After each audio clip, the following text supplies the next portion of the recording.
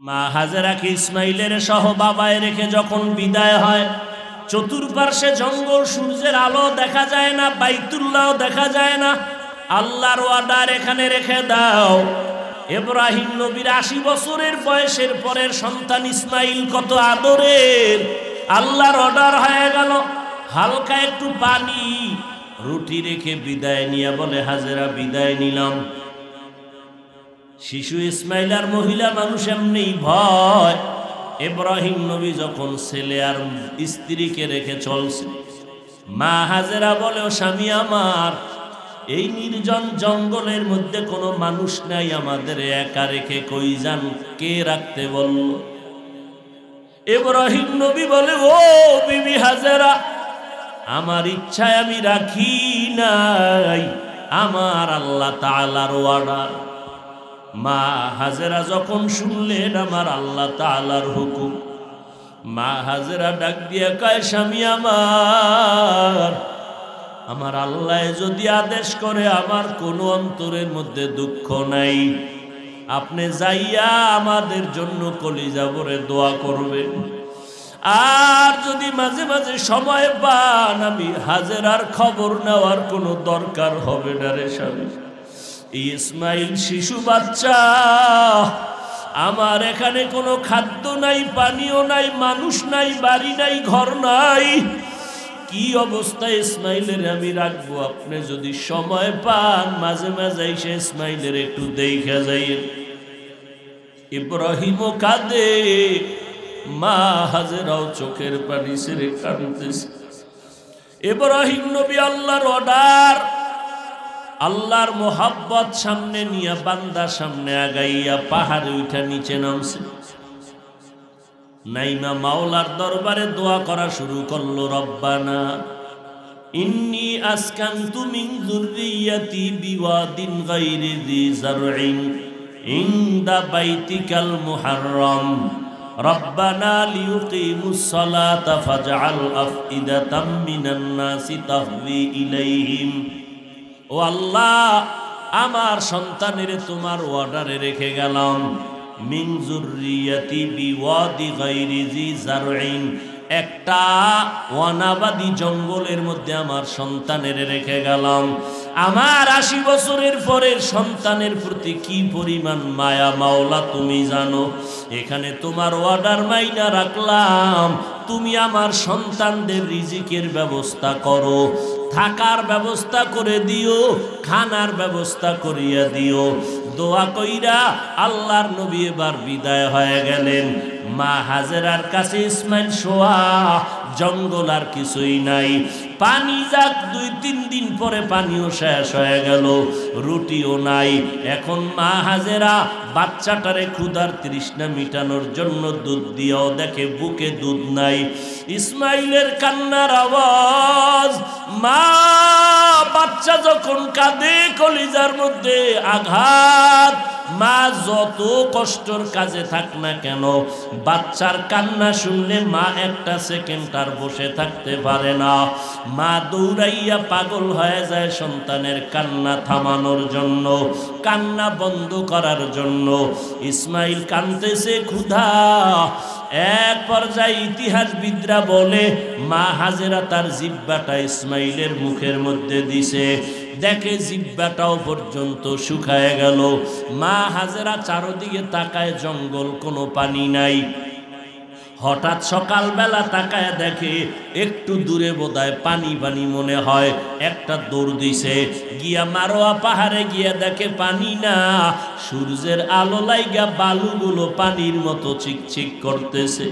ওখানে দাঁড়াইয়া দেখে আবার মারোয়া পাহাড়ে পানি পানি মনে হয়, আবার একটা দৌড় দিছে, একটা দৌড় দিয়া পাহাড়ে যায়, আবার মাঝখানে এসে ইসমাইলের কাছে দাঁড়ায়। ইসমাইলের মাথায় হাত দিয়ে একটু ঠান্ডা করে, আবার পাহাড়ে দৌড়ায়। এইভাবে আমার মা হাজেরা ৭টা বার চক্কর লাগাইল সফা মারোয়ায়। আমার আল্লাহ ডাক দিয়ে কয়, রে জিবরাইল, আমি আল্লাহ সাক্ষী তোরে বানাইলাম। আমার হাজেরা যেই পরিমাণ দৌড় দিল সফা মারোয়ায়, আমার হাজিদের জন্য কিয়ামত পর্যন্ত আমি এই দৌড়টা আমার কাছে বড় ভালো লাগছে। কিয়ামত পর্যন্ত সমস্ত হাজিদের উপরে আমি আইন করিয়া দিলাম, ও হাজিরা, আমার হাজেরা যেই জায়গায় দৌড় দিল, তোমরা যদি 7টা চক্কর না দাও, একজন আর হজ কবুল করা হবে না। ইসমাইল কাঁদতেছে, মা পাগল, কি করবে মা? এইবার দেখে কান্না করে মা হাজেরাও কাঁদতেছেন। আমার মাওলার কুদরতি অন্তরে জোশ আসিয়া গেল। বান্দা যখন কান্না করে, বাচ্চার কান্নায় যদি মায়ের কলিজায় জোশ আসে, মোহাব্বতের ঢেউ আসে, ওরে বান্দা যদি কান্না করো, আমার মাওলার অন্তরে কুদরতের কেন জোশ আসবে না? মা হাজেরা যখন কান্না করে, ও আল্লাহ, তুমি কুদরতের দরজা খুলে দাও, এই কথা বলে কান্না মাত্র হঠাৎ করে কানের মধ্যে একটা আওয়াজ আসছে। কে যেন আওয়াজ দিল, আওয়াজটা চারদিক থেকে খুঁজতেছে। বাইতুল্লাহর কিনারায় আওয়াজ দিছে জিব্রাইল আমিন। জিব্রাইল আমিন আইসা ইসমাইল কাঁদতেছে, পা গুলো লাফাইতেছে। ওই পায়ের আঘাতের ওই জায়গায় জিব্রাইল তার পাখা দিয়া বাড়ি মারলো, ওখান থেকে পানি ওঠা শুরু হইল। এই এক বর্ণনা। আর এক বর্ণনায় বলে ইসমাইলের পায়ের আঘাতে ওখান থেকে পানি ওঠা শুরু হলো। এইবার মা হাজেরা দৌড়াইয়া দেখে পানি বের হয়ে যাইতেছে, চতুর্দিক থেকে বালু দিয়া বাদ দিয়া কয়, ঝম ঝম, থাম থাম। থেমে গেল। এইবার ওই পানি নিজেও পান করলো, সন্তানেরও পান করাইলো। এই জমজমের পানি ওই দিন থেকে যে চালু হয়ে গেল, কোটি কোটি কোটি কোটি টন পানি দুনিয়ার মানুষ হাজিরা নিয়ে যায়। ওই সেদিন থেকে আজ পর্যন্ত কূপের পানি যেই পরিমাণ, এখনো সেই পরিমাণ, কমেও না বাড়েও না।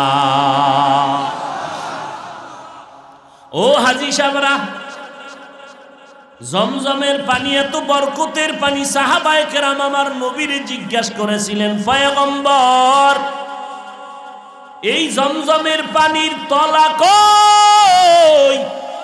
মায়ার নবী বলেন, ও সাহাবায়ে কেরাম, এই জমজম কূপের তলা হলো হাউজে কাউসারের সাথে। এই জন্য জমজম পানি দাঁড়াইয়া কোনো কিছু মুসলমানের জন্য খাওয়া নিষেধ। তবে বান্দা, জমজমের পানি তুমি কিবলা দিয়ে ফিরে দাঁড়াইয়া পান করো, সুন্নত। এই পানি পান করলে পিপাসা নিবারণ হবে, পেটের ক্ষুধা নিবারণ হবে, রোগের ঔষধ শেফা হয়ে যাবে। হাজি সাহেবরা কঠিন ক্লান্ত, এক গ্লাস জমজমের পানি পান করছে, ক্লান্ত দূর হয়ে গেছে।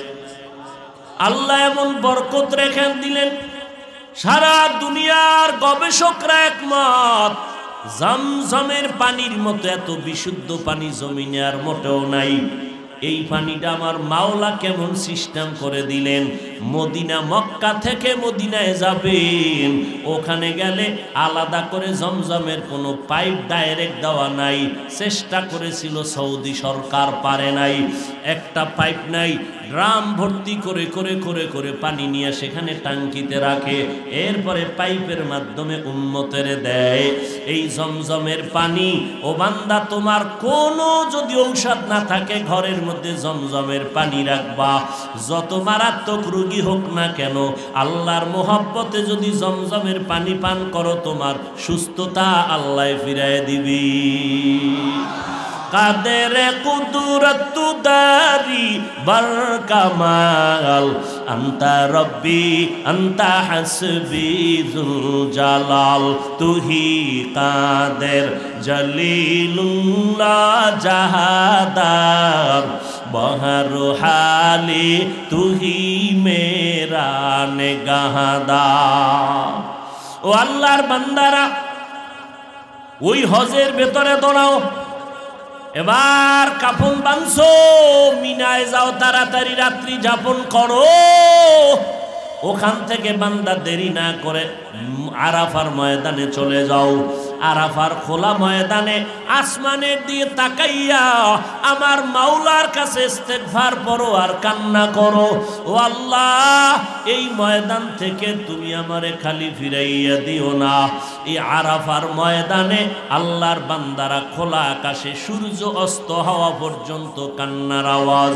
এরে নবীর উম্মতের দল, ও বাইতুল্লাহর হাজিরা, ওখান থেকে আবার হাঁটো বা যেভাবে হোক মুজদালিফায় যাইয়া রাতের বেলা পাথর টোকাও, ওখান থেকে আবার জামারাতে যাও, মিনা বাজারে যাও, ওই মিনায় গিয়া পাথর মারো, পাথর মারো, 3 দিন পাথর মারবা, পাথর মারিয়া বাইতুল্লাহ গিয়া আবার তাওয়াফ করবা, এরপরে মাথা মুন্ডাইবা, মাথার চুল ফালাইয়া হলক করবা, এরপরে কোরবানি হলক টলক শেষ করিয়া এহরামের কাপড় খুলবা।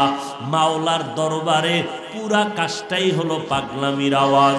কিন্তু সাবধান, মুহাম্মদের দরবারে যখন যাবি রে হাজি, খবরদার আমার মুহাম্মদের দরবারে কোনো পাগলামি চলবে না। আমার দরবারে বহু পাগলামি করছো, এ বান্দা গোসল করো নাই, টুপি দাও নাই, জুতা পরো নাই, গেঞ্জি পরো নাই, পাগল। কিন্তু আমার মুহাম্মদের দরবারে যাবি, ওখানে পাগলামি চলবে না। এখানে তাড়াতাড়ি গোসল কইরা পরিষ্কার হ, জুতা পর, টুপি পর, এরপরে মানুষের মতো একটা সুরত দইরা আমার মদিনার রওজার যখন কাছে যাবি, জিব্বাটারে কষ্টের দিয়া বান্ধা নিবি।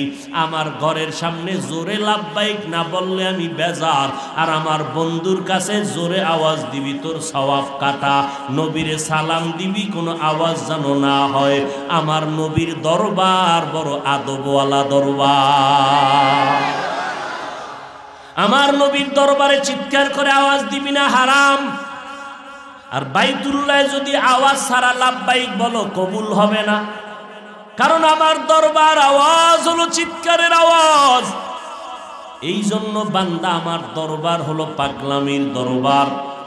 আমার দরবার মোহাব্বতের দরবার। আর মোহাব্বতের দরবারে যারা ডুব দেয়, মোহাব্বতের কোনো সীমানা থাকে না, মোহাব্বতের কোনো স্কেল থাকে না।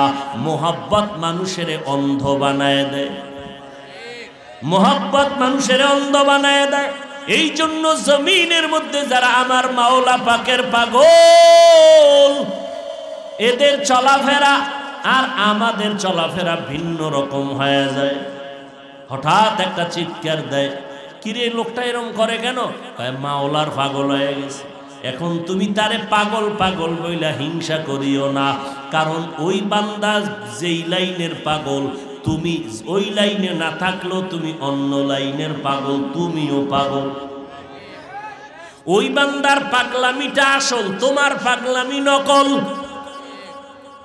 ওই গোপালগঞ্জ একটা জেলা আছে নি, গোপালগঞ্জ জেলার মধ্যে একটা থানা আছে টুঙ্গিপাড়া, আসেনি?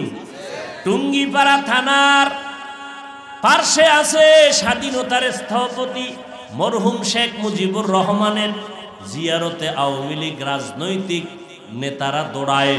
কিন্তু ওখান থেকেই 5-7 কিলোমিটারও না, 2-3 কিলোমিটার পার্শ্বে গোটা জগতের একজন ওলিয়ে কামেল শামসুল হক ফরিদপুরি রহমাতুল্লাহ আলাইহি গাওহারডাঙ্গা মাদ্রাসায় শায়িত আছেন। যেই শামসুল হক ফরিদপুরির হুঙ্কারে আইয়ুব খান পর্যন্ত মাথা নত করেছে। শামসুল হক ফরিদপুরি কলিকাতা আলিয়া মাদ্রাসায় ইংলিশ মিডিয়ামে উচ্চতর ডিগ্রি নিছেন। যথেষ্ট পরিমাণ জেনারেল লাইনও যথেষ্ট এলেমওয়ালা, আখিরাতের লাইনে এলেমওয়ালা। লালবাগ মাদ্রাসা, বিবারিয়া জামিয়া ইউনিসিয়া সহ মালিবাগ মাদ্রাসা, চৌধুরীপাড়া মাদ্রাসা, এরপরে ফরিদাবাদ মাদ্রাসা সহ সবগুলোর শিক্ষকতা করলেন। দীর্ঘদিন আল্লাহর বান্দা লালবাগ মাদ্রাসায় মুহাদ্দিসগিরি করলেন।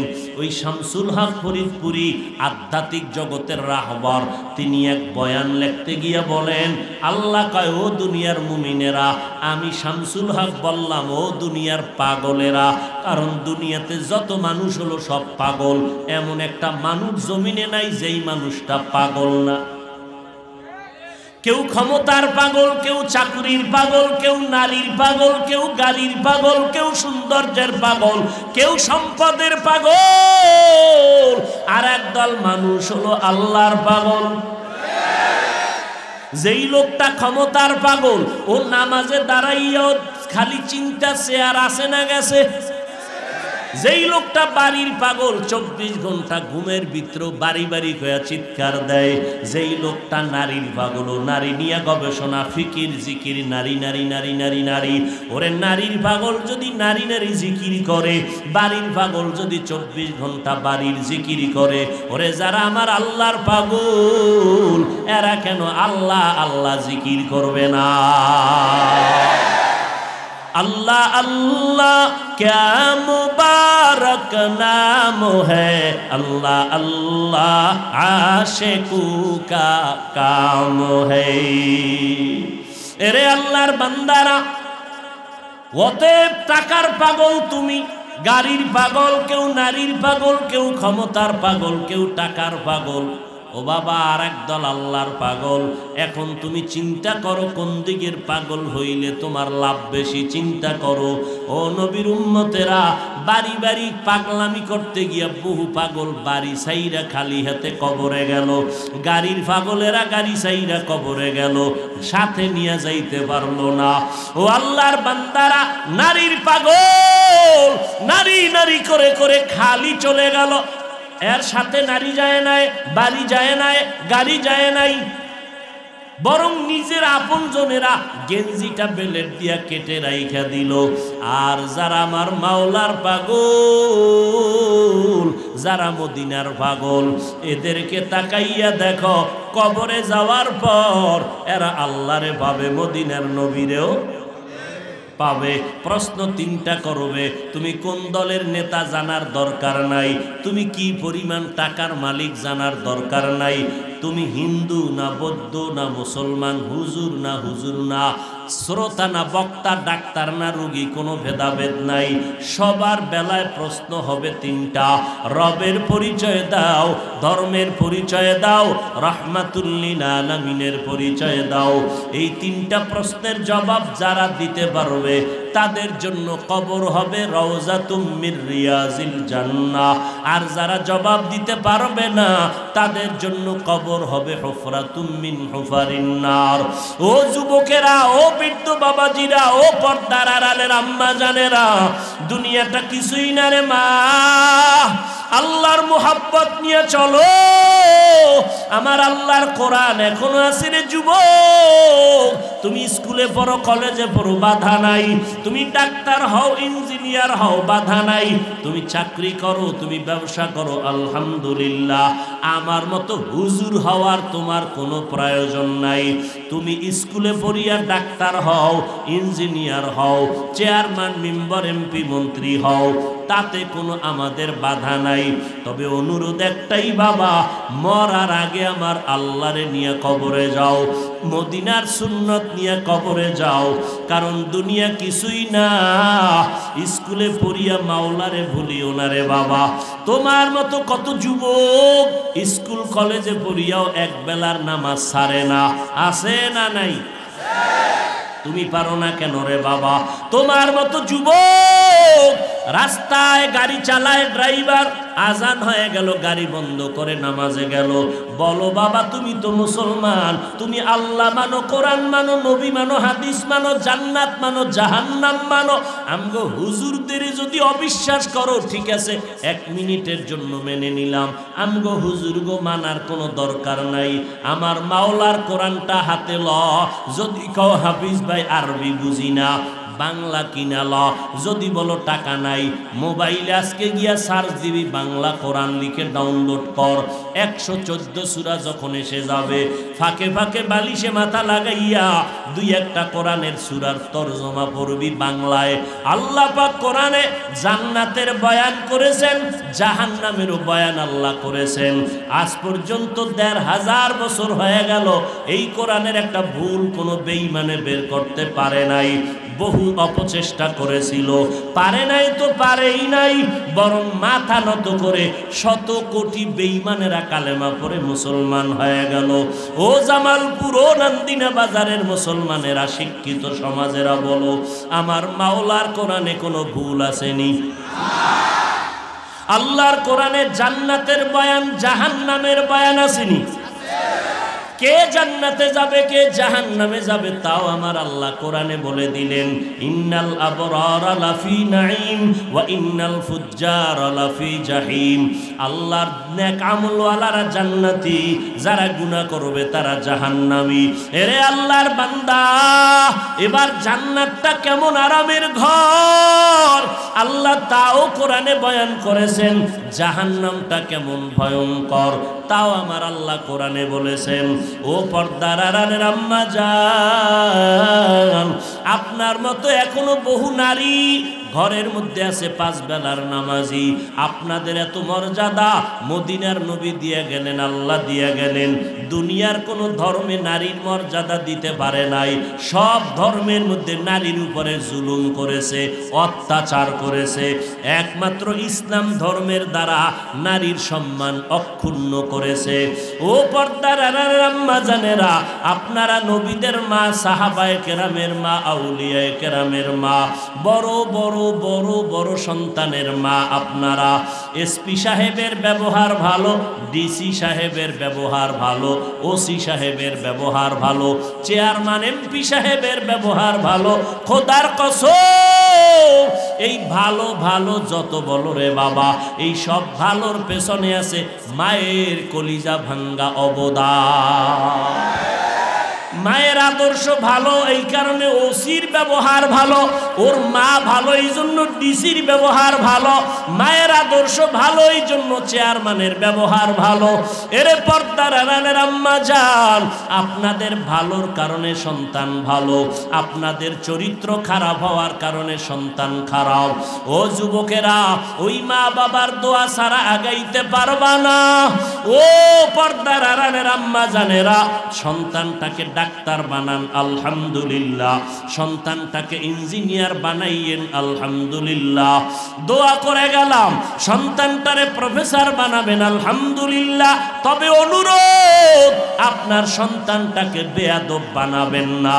আপনার সন্তানের ব্যবহারে যেন কখনো আলেমরা কষ্ট না পায়। আপনার সন্তানের ব্যবহারে এলাকার মানুষ, মুরব্বীরা যেন কখনো কষ্ট না পায়। আপনার সন্তানের আচরণের কারণে ওর সমবয়সী যুবকেরা যেন দুশ্চরিত্রবান হইয়া না যায়। ও মা, আপনাকে সতর্ক হইয়া চলতে হবে।